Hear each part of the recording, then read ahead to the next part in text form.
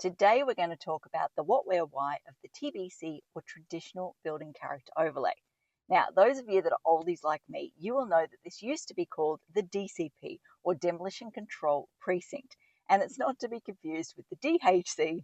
I realize as this is coming out of my mouth, there's a lot of acronyms, but it's not to be confused with the DHC, which is the Dwelling House Character Overlay.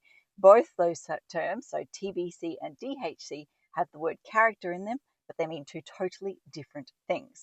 So where do you find this overlay? Well, this overlay is found on clusters of pre-1947 houses. Clusters, good quality clusters, let's just say.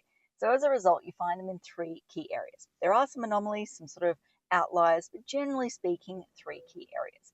First and foremost, within that 5K radius of the CBD, so the CBD, and then in those two coastal areas, the areas that were developed as holiday locations back in the day. So I'm talking about Sandgate, Shorncliffe and Wynnum.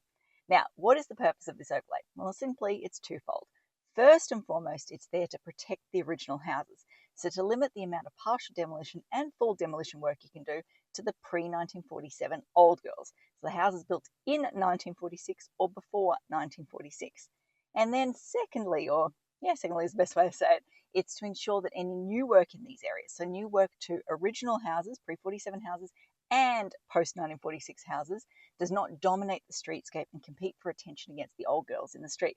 So the aim is that you're not driving down that street and you're not going, whoa, what is that modern pink brick house or that modern black box type thing? Instead, you're driving down the street going, oh, isn't this street cute? Gives me the warm, fuzzy vibes. So yeah, they're the two reasons why council introduced the TBC overlay.